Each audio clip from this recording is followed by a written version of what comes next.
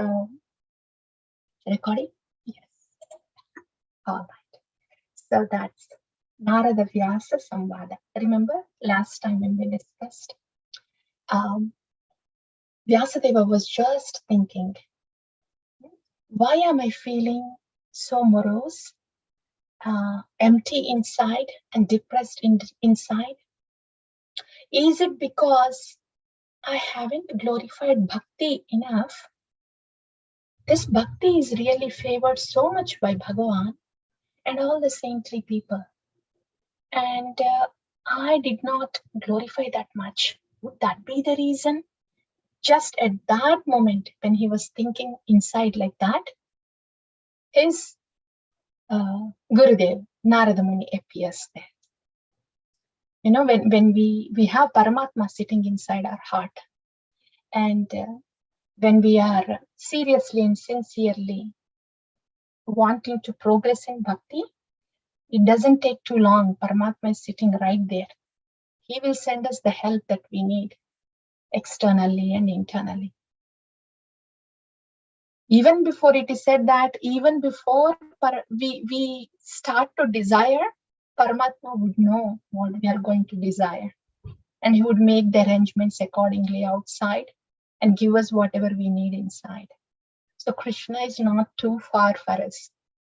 He's so very merciful, sitting right within us, always with us. Yeah. So that is the same Krishna that we would realize more when we chant a holy name. So here, Vyasadeva was thinking like that, and just then Narada Muni appeared. And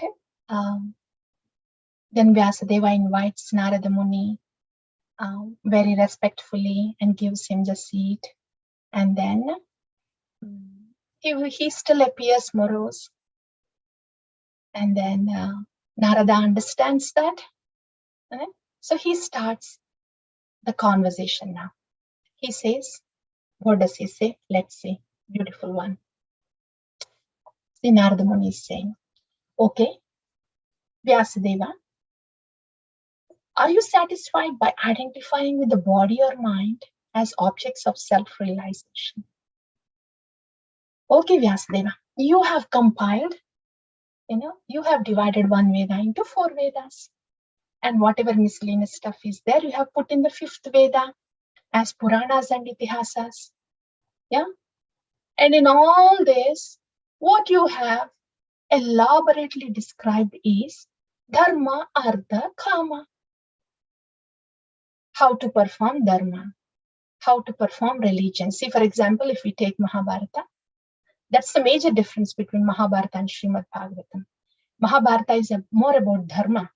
What is your Dharma about as a Brahmana, Dharma as a Kshatriya, Dharma as a Vaishya, Dharma as a Vanaprastha, Dharma as a Sannyasi, all Dharma means being submissive to the Lord. What is your duty in this world is Dharma, religion. Formally, that is the religion. Okay. So that is explained in detail in this Vedas and Itihasas. What are those? Dharma, Artha, Kama. So Dharma is, okay, according to this Varna, according to this Ashrama, this is your Dharma.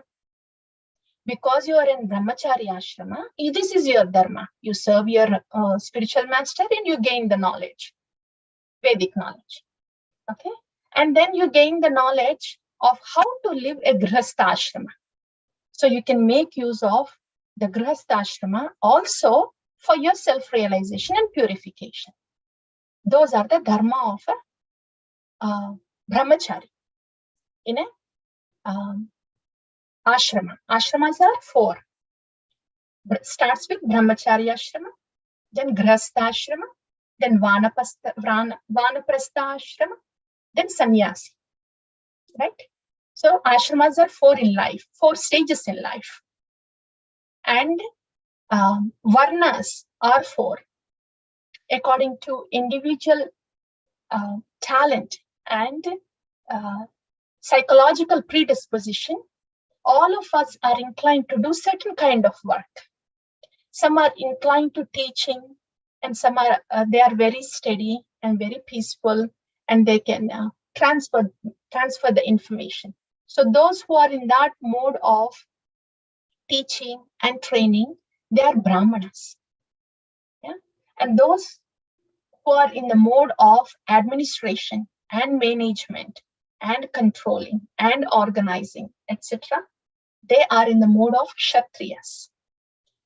And those who are in the mode of how to earn money, do the business, that kind of financial thinking, those are all Vaishyas. Actually, Vaishyas are for cow protection. That was in the Vedic times. But in general, Vaishyas are more inclined to Vanijya, business. They're naturally inclined to. Some people are just naturally inclined to that. And that's not wrong. Not all of us are the same. And there is nothing good or bad about it. It's just 4 different kinds of varnas. That is Vaishya, right? The last one is Sudra. Sudras are, they don't want to do too much of mental thinking, not into management, not into business, just want to offer some physical help, manual labor, physical help. Yeah, that kind of inclination is Sudras. That's one way of division. Right now, it is said that in Kali Yuga, we are all Sudras because we just do some kind of labor to somebody and get paid. That's a different definition. So in this way, Varna and Ashrama, any person in life would have these 4 stages. Brahmachari, Grihastha, Vanaprastha is after 50 years, where you are done with all your responsibilities of the children and time to isolate yourself from the society and the material entanglement and focus more on spirituality. And then sannyasa is you renounce your family duties. That is a typical one for anybody, but for the devotees, it is different. It's devotion from the beginning to the end. It's a straight elevator. That's different. So these are the dharmas, 4 dharmas in the varnas from brahmachari to sannyasi, and 4 dharmas according to the psychological inclination: Brahmana, Kshatriya, Vaishya, and Sudra. So based on this dharma and being subordinate to the God, when you live your life, that is called dharmic life in general. And Vyasadeva, when he has elaborated in the Vedas or in Itihasas and Puranas, he stressed on this life, dharmic life. But if we see, this dharmic life is just based only on the physical designation and the mental inclination, right? Brahmachari to sannyasa is based on this body. And varnas, Brahmana to Sudra is just based on the psychological inclination. That's it. Where is the soul here? Right? That's why this kind of dharma, which is just restricted only to the body and mind, is a narrow dharma, is a kaitava dharma. Okay. But this kaitava dharma is rejected in Srimad Bhagavatam. That's a different topic.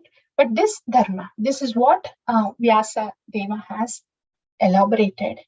And when one performs this dharma, by performing this dharma, one gets artha. Artha is money, right? Money, gold coins, or some artha. A priest would do a priesthood service. King would do his kingdom management and collect the taxes. And our Vanijya, a Vaishya would do business, and that's how he gets his artha. Sudra would do manual labor. That's how he gets his artha or money, like that. So dharma, by following that kind of dharma, You get Ardha. And what do you do with the money or gold coins that you get by doing your dharma? And with this Ardha, what would you do? You just do satisfy your desires for your body, for your mind, right? That is kama. Kama, desires related to the body and mind. So Narada is saying, Vyasadeva, this is what you did. You have very elaborately glorified dharma, artha, kama, which are based just on the bodily and mental platform. Yeah. And okay, after doing that, at the most, when you came to Mahabharata and when you came to the last division of the Upanishads, you spoke about the last part of the Vedas, you spoke about the Upanishads.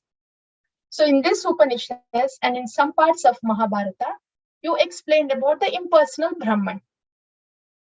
And what is this impersonal Brahman? Moksha. Right? So in this way, after you elaborating dharma, artha, kama, and after one gets really fried up, vexed up, and fed up, and have learned their lessons that this material world is a misery, you have told them, okay, now that you have learned that this material world is a misery, now get detached from this material world. Get detached from this body and mind. And focus in merging into Brahman, where you don't have any miseries. That is moksha. This is what you have taught. Liberation. Just get away from this body and mind and merge in the light so you don't have any problems. And that is moksha. And this is what you have elaborated throughout. Why is it there a wonder that you are despondent? Where did you glorify bhakti? Where did you glorify about the spiritual topics? Where did you glorify the source of the whole creation, Supreme Lord? Where did you give more information about Satchit Ananda Vigraha, who is always in Ananda? If you don't give information about that Satchit Ananda Vigraha, how can a soul get Ananda? How can you get Ananda? That's what Narada says in the following verses. But yeah, this is what he says. This is what you have done, Vyasa. You have elaborated karma, artha, dharma, artha, kama, and moksha. Okay. And then, of course, Vyasadeva later says, Ya Narada Muni, Gurudev, yes, you know everything. So you please tell me where I was going wrong, where I went wrong, and then please enlighten me. He asks Narada like that. And then, so when, please note, when Vyasadeva is saying, he's asking his Gurudev Narada Muni to please tell him where he went wrong. We are in that situation too. We, with our intelligence and our analysis, we may come to some kind of conclusion, a fix to whatever we are going through. But as we discussed in the last session, somebody who's above our platform can see us better and can advise us better. So if we understand that and if we are receptive to it, then that'll be good for us. If we don't do that, then we tend to learn our own lesson over a period of time to come to the same conclusion. So that is something to note. Whoever is above us can see us better, our GPS location better. They can see where we are and they can guide us well. So that's when Narada Muni responded to Vyasadeva. When Vyasadeva said, okay, please, would you Would you please tell me where I went wrong, since you are the all-knower? And one more point he says, since you are so much connected with Bhagavan, you know things better. So please advise me. Please instruct me. That's one more point. Somebody who is above us spiritually, our Gurujana, they are more connected to Krishna than we are. So that's why they can see better what is good for us and what might be going wrong with us, and they can guide us accordingly. And how do we know that we are guided accordingly? When we follow the instructions, we will feel that the despondency that we have in the heart goes away. And we will feel the resistance and obstacle that we have in bhakti is starting to go away. Yeah, that is the litmus test. So now Narada Muni is pleased with Vyasadeva's inquiry. This is one more thing. We are all sadhakas and we try to inquire from our Gurujana. Our Gurujanas, Gurudevs, they don't have to guide us. They are not obligated to instruct us. They can stay quiet. And they can only instruct us and talk to us only if they are pleased. They are not obligated to guide us. Even if we are taking initiation, unless our inquiry is submissive and unless there is willingness to follow the instruction, they would not say anything to us. They're just on standby. And as I said, they are not obligated to guide us. Here, Vyasadeva, he offered all respects. And he also showed his willingness that he would follow the instruction when the guidance comes. And only then Narada Muni diagnosed the two problems that he had, the two mistakes that he has done, and revealed it to Vyasadeva. So Narada Muni says, okay, Vyasadeva, these are the two things that kind of did not go right so far. Yeah, and I'll tell you those two. One is, you have not broadcast, first, as we just discussed, one is you have overemphasized dharma, artha, kama, moksha. There's so much emphasis on that. And on the same note, you have minimized, you have not exactly minimized, but you have not broadcasted the glories of bhakti. You haven't given the seat that bhakti deserves. Again, when the Lord is Satchit Ananda Vigraha, when that Ananda Vigraha is not given the seat he deserves, why would we get the Ananda? So insufficient broadcasting of Lord's glories and overemphasizing of dharma, artha, kama, moksha. These are the two things that has happened so far. And that's why you are feeling despondent. Because Vyasadeva, look at this.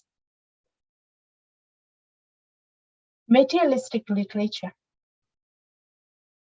That is all the Vedas and these Puranas and Ithihasas are excluding some part of the literature which is talking about the spiritual subject matter, is totally materialistic. About how to go to heavenly planets, about how to do this artha, dharma, so you can get this artha and you can get this kama and then you can be happy. That is all materialistic. Yeah. And what is the place of this materialistic literature? Narada says, Nayadvachas chitrapadam harir yasham jagat pavitram praganita karhiche tadvaya samtirtam nushanti manasa Na yatra hamsa niramanti usikshayaha. Nayadvachas chitrapadam hariryasho jagat pavitram pragnita karhichit. Nayadvachas chitrapadam. If the vachas, the words, chitrapadam, wonderful words, if those wonderful words are not for hariryasho, glorification of Hari, jagat pavitram, which can purify the whole jagat, pragnita karhichit. Pragnita is describing. Karhichit is hardly. So, if wonderful words are hardly describing the glories of Lord Hari, which are purifying the Jagat, then that particular place is like Tad Vayasam Tirtham Ushanti Manasa. Ushanti Manasa, the saintly people think Vayasam, crows, Tirtham, shelter or place. So that particular place, which has wonderful words but has no glorification of Lord Hari, is a place of crows, which feast on dirt. Nayatra hamsa niramanti usikshayaha. That is not a place for hamsa, paramahamsas, saintly people. Niramanti usikshayaha. Usikshayaha are transcendentally located. Yeah, niramanti, ramanti, no pleasure. So this particular place where only material topics are glorified, like dharma, artha, kama, and whatever material literature that we have in this present day world, which has nothing to do with the spirituality, is a place of crows where there is only dirt, which means topics of only this body and mind, which are temporary and miserable. That kind of topics and that kind of place is not relished by saintly people who dwell in the spiritual realm. This is what Narada says to Vyasadeva. Because he's showing how Vyasadeva has described everything that is on material platform, bodily and mental platform. And he's comparing that with the place of crows, Dharmartha Kama. And he says, that is not relished by the saintly people. This is why you're feeling despondent. And he compares this with the transcendental literature, which is relished by the saintly people, which gives the joy, because it is about Satchit Ananda Vigraha, Ananda, joy of the Supreme Personality of Godhead. And how is that transcendental literature? If the material literature is like a place for crows which dwell on dirt of just body and mind, what is it the transcendental literature like? What is the effect of this transcendental literature? Tatvak visargo janatagha viplavo yasmin pratishlokam abhattavati namani anantasya yasho ankitani yat shrinvanti gayanti grananti sadhavaha. This transcendental literature about Lord Hari, any information about Lord Hari, about his rupa, about his nama, about his guna, about his leela, that vak, that kind of speech which has this information about Lord Hari, visargo, it creates janatagha, not just janata, not just ordinary people, agha, sinful. In the hearts of the sinful people, viplavo, revolution. So that kind of literature about Lord Hari creates a spiritual revolution in the hearts of the sinful people.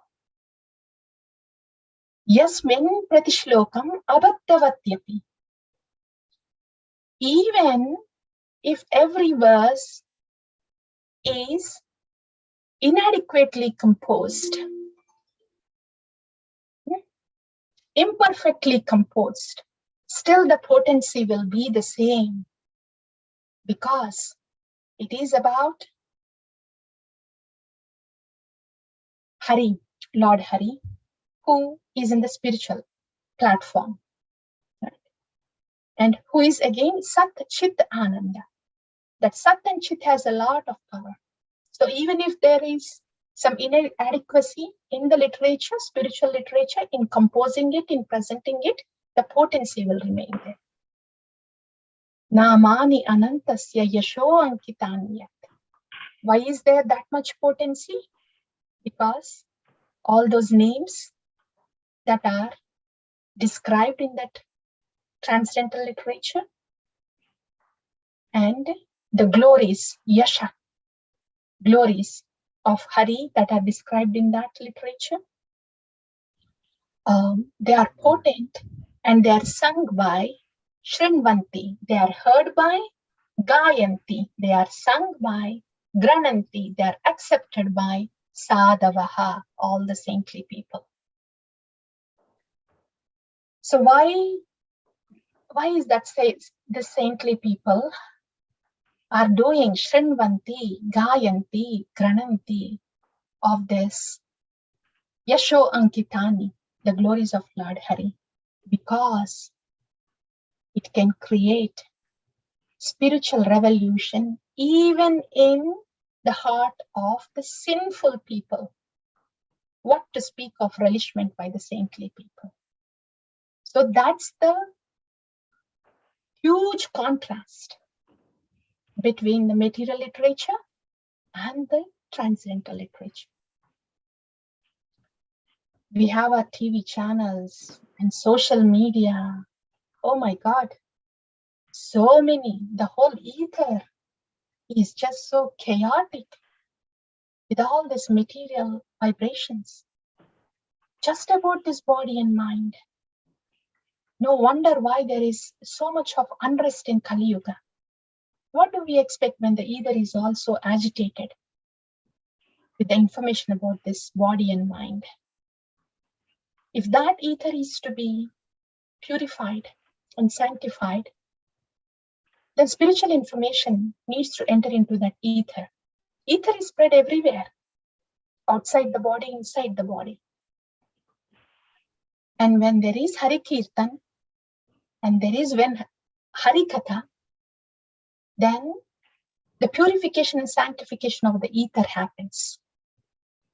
That is why the effect of the material modes go away, and the effect of the internal potency, Sat, Chit, Ananda, takes place. And that's why in the hearts of the people, the transformation takes place, Viplava, revolution takes place. A huge contrast between that literature and this literature, between those channels broadcasting material stuff and the channels broadcasting spiritual matters. So Narada Muni is saying, see Vyasadeva, you wonder why you are despondent? Look at the ether here. You have filled it with Dharma, Artha, Kama. And you think, why is there agitation and despondency? Notice the stark difference between that Dharma, Artha, Kama stuff and about Bhagavan. So you should glorify Bhagavan. Yeah, that's one instruction. This is about the information, about the material literature. This is only about Dharma, Artha, Kama. Then we may think, okay, maybe the moksha information is better. Yeah, maybe better than Dharma, Artha, Kama. There's not so much of agitation in moksha. There is peace, but still, there is still something missing there. What is that? That's what Narada says in the next verse. Naishkarmyamapi achyuta bhava varjitam. Na shobhate jnanamalam niranjanam. Kutah punah shashvata bhadrameshware. Na charpitam karma yadyapi akaranam. Oh Vyasadeva, so far you have seen what you have done about dharma, artha, kama, spreading all those vibrations. If you think, oh, I have given some moksha information also, let me tell you what you have done. See, nishkama karma, naishkarmyam api achyuta bhava varchita. If somebody is performing nishkama karma, jnanam alam niranjanam, vidya jnana, alam niranjanam. Niranjana means with no designations. So that jnana which has no designations, which is good. It means I am soul. That's also spiritual knowledge, right? Okay, I am spirit soul. I don't want to fall in karma cycle. So I will just do nishkama karma. Since I'm in this body, I will just perform karma, but I will perform it in a very disconnected, in a liberated way, in an unattached way. Okay, so I'll detach myself while performing this karma, not think about the results. I will just think that I'm performing this karma for my purification because I'm just the spirit soul. That is the jnana required to do nishkama karma. How about that? Isn't that good enough? That is moksha, right? That's how one gets moksha. Isn't that good enough? Narada Muni says, it does not. Achyuta bhava varjitam. It does not have bhava of achyuta. Varjitam is devoid. What is it devoid of? Achyuta bhava, Krishna consciousness. You are thinking your spirit soul. You don't want to get entangled in this karma. So you just want to perform detached karma, nishkama karma, and then just merge in the Brahman. But where are you thinking of achyuta? Where is your achyuta bhava? Where is your Krishna consciousness? Are you thinking of Krishna at all? No. Are you thinking you are part and parcel of Krishna and you have to please Krishna? No. So if that is achyuta bhava varchita, so that kind of knowledge, even if it is spiritual knowledge, even if it is helping you just to perform your karma in a detached way, if there is no fragrance of Krishna consciousness in it, if it is achyuta bhava varchitam, what is it? Na shobhate.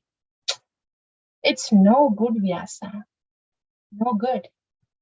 So even the moksha that you have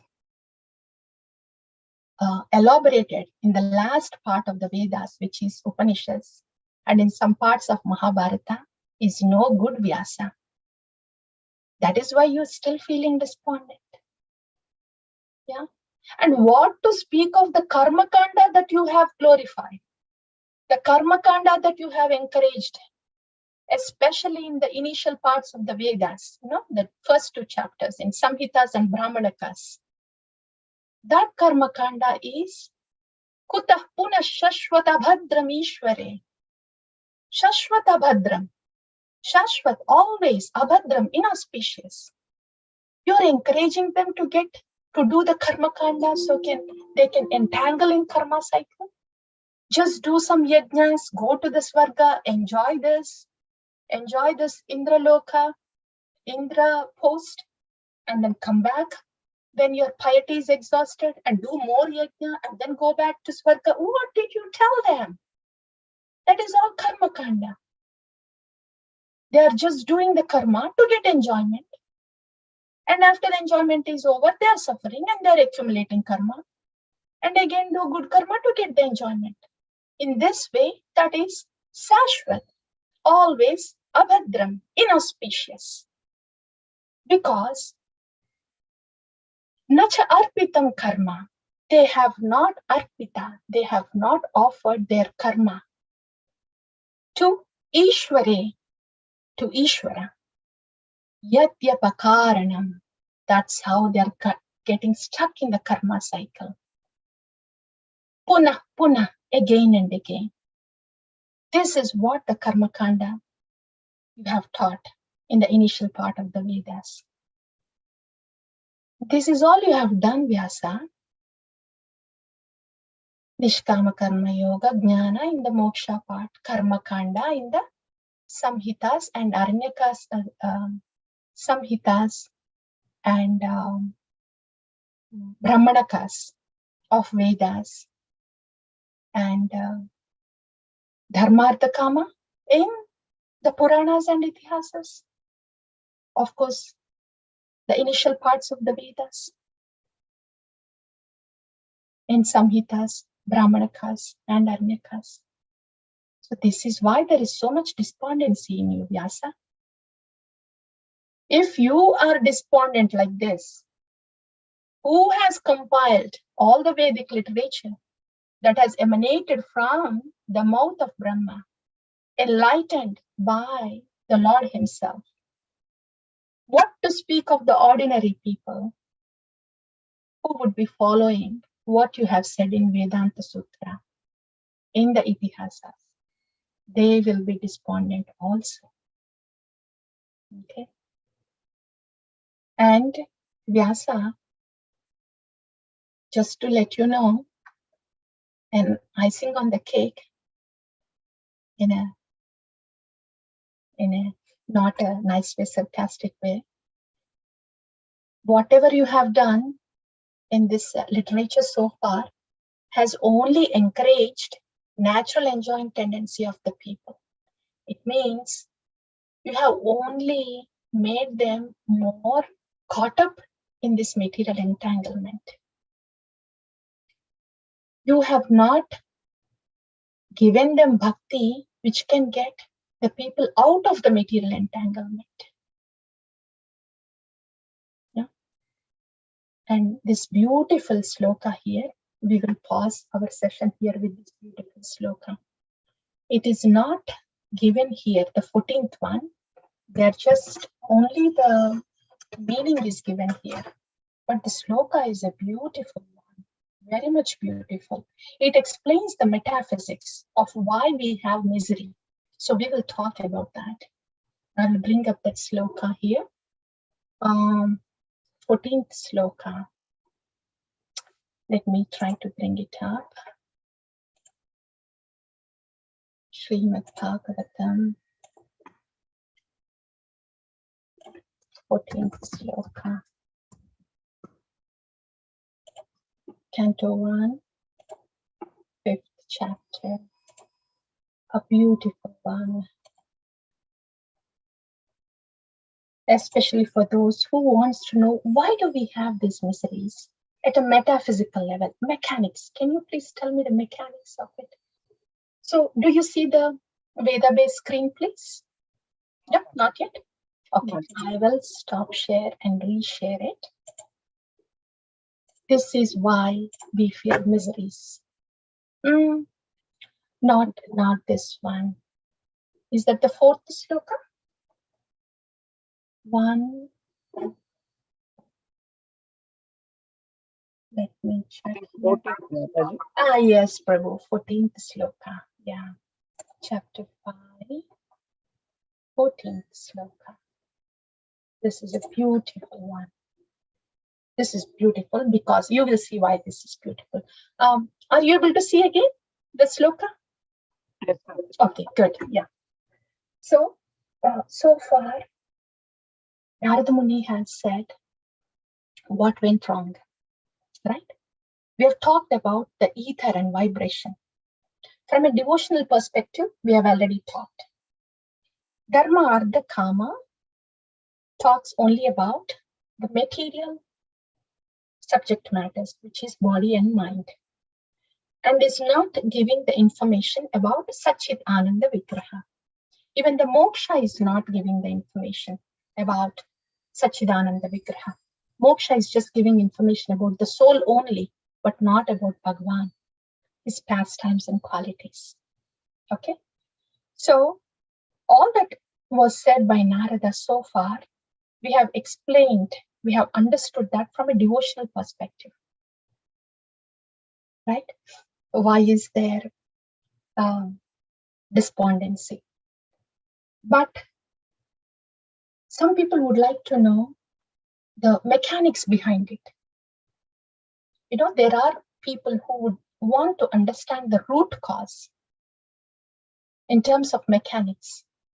If you recall, in the very beginning, in the introduction of Srimad Bhagavatam, we have talked about Shaddarshan, Nyaya, Vaiseshika, Sankhya, Yoga, Mimamsa, Purva Mimamsa, and Uttar Mimamsa. In Uttar Mimamsa, there is Vedanta and Bhakti. It's okay if you don't remember, but I'm just reminding you. So Bhakti is the topmost. It's like after churning the whole milk, we get the butter ball. Even the butter ball too, when we get the final butter ball, when it is so soft, that final result is Bhakti. So fortunate are those souls who are attracted to this final thing, Bhakti. That is reviving our relationship with Bhagavan and interested in the topics of the Bhagavan. But for those who are curious to know the former stages, when the milk is being churned, when the Bhakti has not come yet, what is the process behind this? That process mechanism is metaphysics. So here Narada is explaining the metaphysics also. He's giving the information why we feel despondence when we do not glorify, when we do not appreciate and glorify about the topics of the absolute truth. That is given in this sloka. Let's see this. Tadho anyada kinchana yat vivakshataha pratadrishas tat kripa rupanamibhi nakarhichit kwapi chadushtita matir labheta vatahata naurivaspadam. This is very nice. Narada is saying, Tadho anyada kinchana yat vivakshataha. If vivakshataha is desiring to describe, anyada akinchana. Anyada, if somebody is thinking, if somebody is wanting, if somebody is thinking, or if somebody is describing, pradak drishas tat kripa rupanamibhi. Tado anyada. If somebody is desiring, thinking, or wanting to speak anything other than tado anyada, anything other than the absolute truth, who is Lord Krishna, pratak drisha. If anything is seen separately from Krishna, then tat krita rupanamibhi, whatever images, whatever nama, whatever names, rupa, whatever images come within one's consciousness. Na karhichit kwapi chadushtita matir. They are just a resultant of the oscillating mind. They cause the oscillation of the mind. Please understand. This happens to us at all times. We can catch ourselves happening within us. Then we can think of this sloka. What is it? If we are desiring, or if we are thinking, if we are talking about anything or anyone, separating it from Krishna, then that image or name would cause agitation in our mind. It is very similar to the agitation of the boat by the winds on the sea. And to break it down further, if we are thinking about a person, okay, any person, and if we are thinking about a person in relationship with Krishna, how that person is also part and parcel of Krishna or trying to serve Krishna, then even though if that person is causing disturbance to us or hurting us or not a very nice person, because we are thinking about that person in relationship with Krishna in a positive way of how that person is trying to serve Krishna, or how that person is also a part and parcel of Krishna, how Krishna is present in the heart of that person also, like that. And all this thinking is Shastric. That's what Bhagavad Gita says. So Hrudam Sarva Bhutanam. Yeah, I am sitting in the heart of everybody. Ishvara Hrideshe Tishtati Arjuna. I am sitting in the heart of everybody, Arjuna. Right? And Mamaivam Jiva Loke Jiva Bhuta Sanatana. All the jivas are my part and parcels.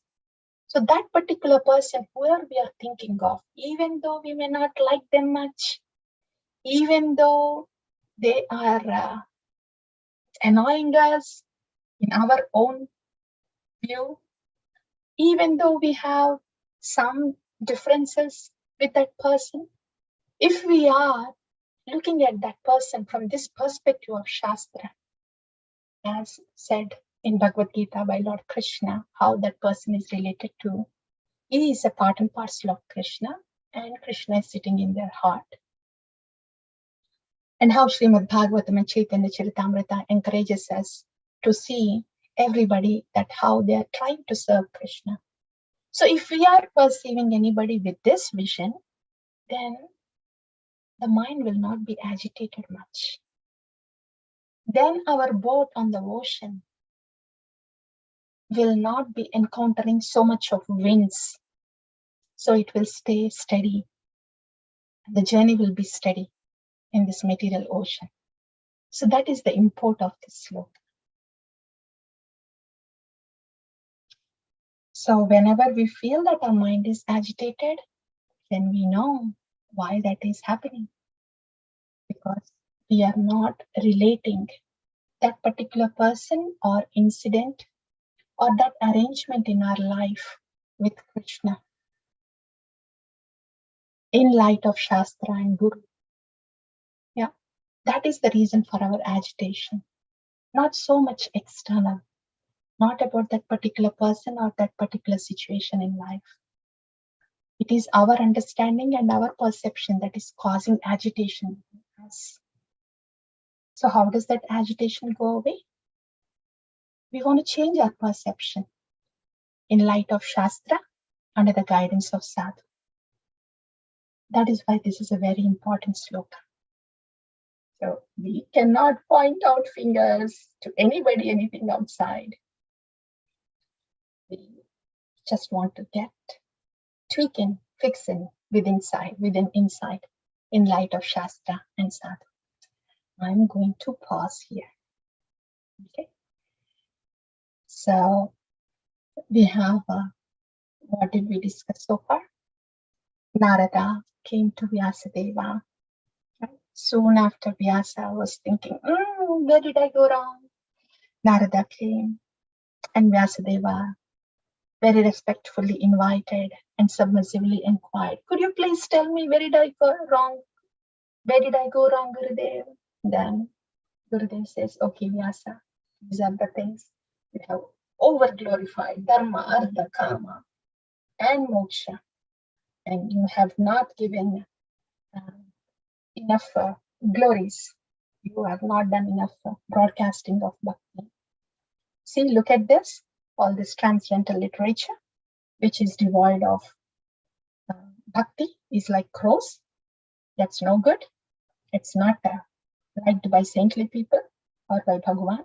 And even if you are thinking, oh, I'm giving some spiritual knowledge in moksha, and that is also not that great because it doesn't have Achyuta Bhava, the fragrance of Krishna consciousness. See, Vyasa, any thought of an image, any thought that would create an image or name of a person separately from Krishna agitates the mind. And this is what you have done with your Dharmartha Kama literature. So you have to bring down that agitation. It means you have to give the Nama and Rupa of Bhagavan instead of the material images. That's when the agitation will go away. So that would be the next slokas that would come. That's what we have covered so far. I'm going to pause here, give you time to sink in what you have heard, and please share your reflections, questions.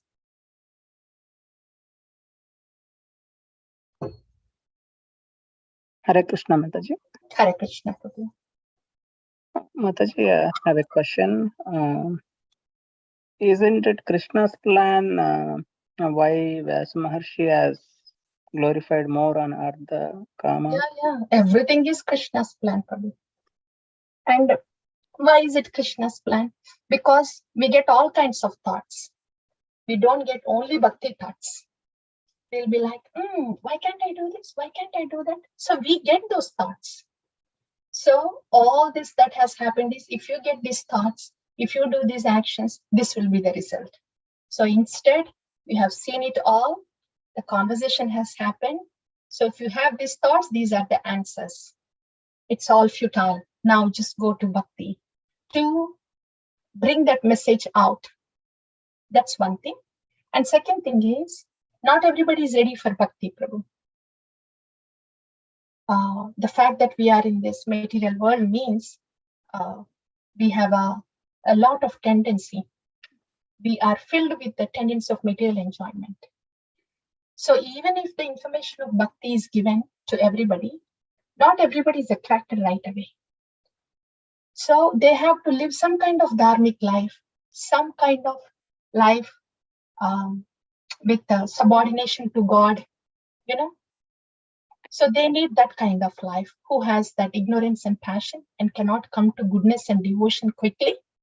They need to have something to slowly, gradually, over many lifetimes, being submissive to God, get purified in Varnashrama Dharma, trying to do their best, their Dharma, for satisfaction of Vishnu over many lifetimes, because though they are doing sense gratification, since they are trying to satisfy Vishnu, whatever little bit in their occupation, they will gradually get purified over many lifetimes.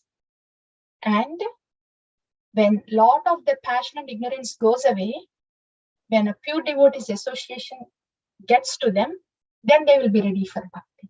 So for those people who are not ripened for bhakti yet, and still deep in ignorance and passion, they need something. They need this dharmartha kama moksha. Even though bhakti is given, they cannot take it right away. They will gradually do it, but until then they need something. That's why that literature also was there. Thank you, Mataji. Thank you. So Mataji, the Vyasadeva is not the Krishna himself? Yeah. Again, though he is the literal incarnation of Krishna, we see the purpose of why he did what he did. He had to do that the preliminary work. Now it's time for the next upgrade of the work. I would like to add to what you summarized at the end, like the agitation, like more we associate with devotee, more we hear about the scripture, more we read about the scriptures, we get more mind agitation. We can find our balance, like, okay, I don't want to get in some situation. If you get in, you don't want to waste your energy for that. Rather, you want to focus that energy on Krishna, like Prajalbhai, I Yes. don't want to say something and somebody says something back to me and then I say something more to that. So it's like, that's, I experienced today, I was in a situation. Right. But I just tried to cut it off the conversation and put the full stop, Okay. Right. And apologize, like, okay, just stop it. Right. I don't want to prove myself that I'm right or anything. Right. Krishna knows who's right, what is wrong. Right. So agitation, it was very easy for me not to get angry. So I experienced that today and I was thinking like, okay, I need to focus energy on Krishna. I don't want to mess up my mood that I'm listening to Krishna Katha. Right. Have that in the back of my head that, okay, she did this or that, So that's really helpful to be in a devotee association and being in a reading scripture, following what we're supposed to do, learning from you, and being in a reading Bhagavad Gita and stuff. That's really helpful. Thank you, Mataji. Yes, Mataji. Yeah. Agitation is no good. No good. Yeah. No good unless it is causing something good to others, as we just discussed. When we have to create little agitation in children or in students for their good, that agitation is out of responsibility and love. That is different. It's not violence. It is out of love and responsibility that is needed, and that will have good impact in the student or in the children. But otherwise, yeah, any agitation that disturbs our bhajan and puts us out of mode of goodness is no good. Yes. Yes, I did thought about these two things. That ego, like, okay, if I say something back, means like my ego is hurting. So I don't want to do that. And I don't want to give up my mode of goodness because Krishna don't like if I entangle myself in the passion or going even in ignorance, So I did thought about those two things, ego and the goodness mode. Yes, yes. The mode of goodness is like a fence for us. We want to stay within that. As long as we stay within that fence, it's good for us and good for others too. Mode of goodness is a fence. And agitation doesn't fit in within that fence, generally. Yeah. Thank you, Mataji. And as much as we try to be in mode of goodness, we will be able to do devotion that much better. So we want to stay within that fence of mode of goodness so we can do our devotion properly. Though we have so the when desire agitation go away, slowly, then we can do better devotion. Yes, yes. Though we have desire to do devotion properly, if we are not within the protection of the fence of mode of goodness, we will not be able to do the devotion properly. Can you repeat that sentence? Can you repeat that sentence, please? Yeah. Though we have the desire to do the devotion properly, we will not be able to do it unless we are within the protection of the fence of mode of goodness. Thank you. Yeah. Only when we are in the mode of goodness, we will have the strength, the stability, the calmness, and the clarity that we need to do the devotional service properly. So it is very important that we be vigilant, that we are within that safe fence of mode of goodness. Thank you, Matt. It was a wonderful session. Thank you. Thank you.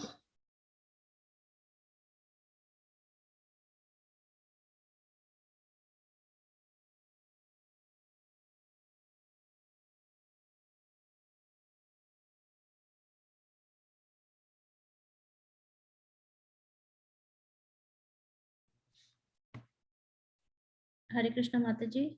Hare Krishna, Niti Mataji. Thank you for a nice class. I really liked the whole class was very nice, but mainly in the end about the in 1.5.14 that you mentioned, like why like Narada is explaining why we feel despondent when we do not glorify topics of absolute truth. Like I mean that is so true. Like when we are talking or thinking or desiring of anything or anyone other than Krishna, that image or name can cause agitation in the mind. And also like, but if we think of that person as part and parcel of Krishna and how he or she is trying to serve Krishna, then we our mind will not be agitated. So I really like that point very much, Mataji. Thank you so much.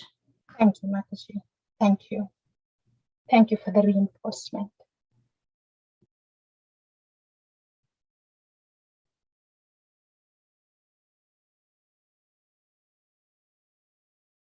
As you all speak, I try to listen and reinforce too. So thank you.